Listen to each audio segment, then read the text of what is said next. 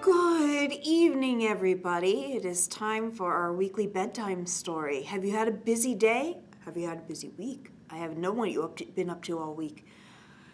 Have you done a lot of exciting things? Have you done a lot of tiring things? Are you tired yet? In other words, I have a story tonight about a busy day.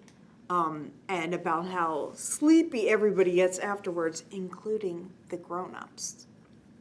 It starts on a very warm day, too, not very much like today. So you can imagine being warm and at the beach while we're reading the story at the beginning.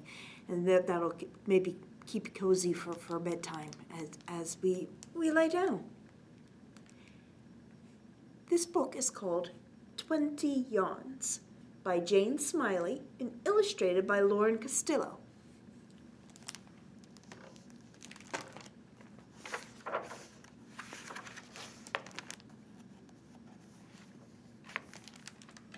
See what I mean about it being warm? But as is the problem with any book about yawns, you will find that I will be yawning a lot during this story, and maybe you will too, but that's okay because it's bedtime. 20 Yawns. The beach umbrella was flapping in the breeze. Not far from the waves, Lucy was digging a hole, all by herself. It got so big that her dad could lie down in it. When he did, she covered him up, and they laughed and laughed, and then he took her by the hand, and they ran into the water. A big wave came in, and he swung her into the sky.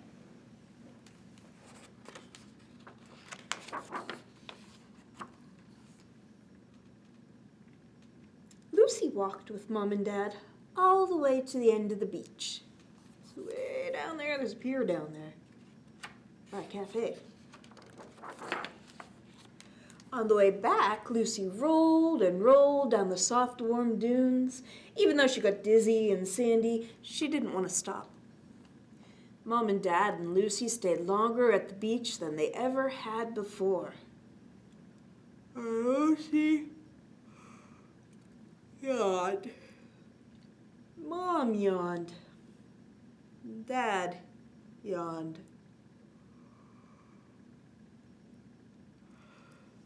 And Mom said, "Early bedtime."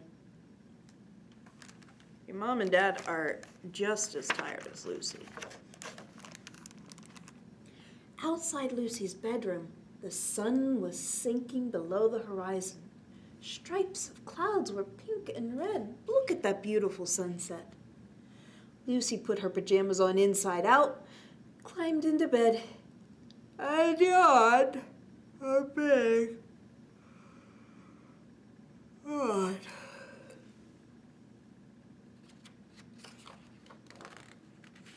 Mom began to read her a story. Once upon a time, there lived a wonderful little boy named Fred. He was perfect in every way, or so his mother said. Lucy stretched and smiled. She gave a big yawn. Closed her eyes.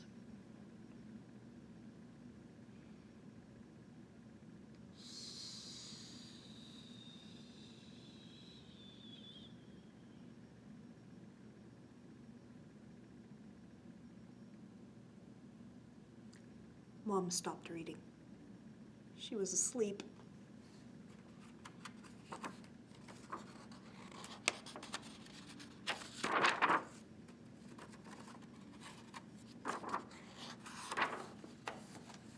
The moon shone through the window, a silver veil that fell across the floor. Everything looked mysterious, even Lucy's own hands on the bedspread. Suddenly, Lucy was wide awake.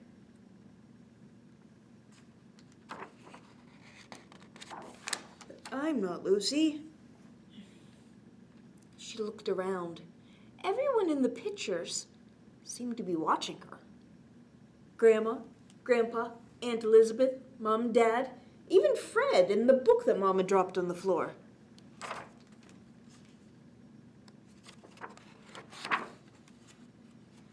Lucy slipped out of bed and padded to the door.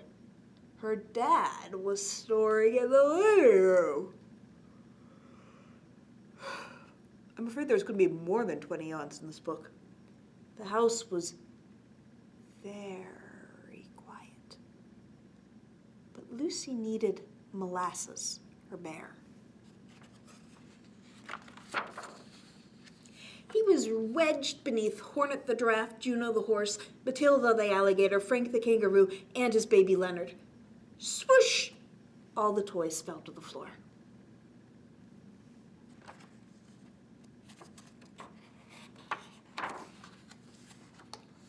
Lucy started to carry Molasses back to her bed. Okay. But the other toys were looking at her.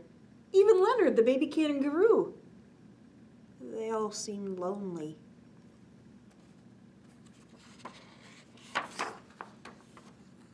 So one by one, she brought them over to her bed and dropped them in a patch of moonlight. She spread her blankie over them and kissed them goodnight. Now they looked sleepy and happy.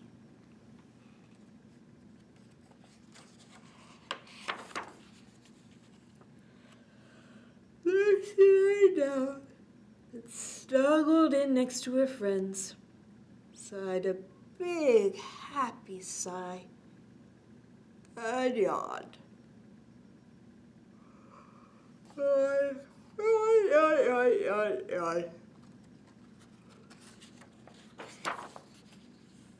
She saw Grandma yawn. She saw Grandpa yawn. She saw Aunt Elizabeth yawn. She saw Mom yawn. She saw Dad yawn. She saw Fred, the boy in the book, yawn.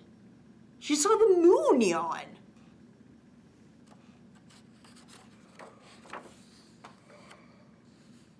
Lucy put her arms around Molasses. He seemed especially tired. Then she gave one last yawn and fell asleep. Good night, everybody. We'll see you next week.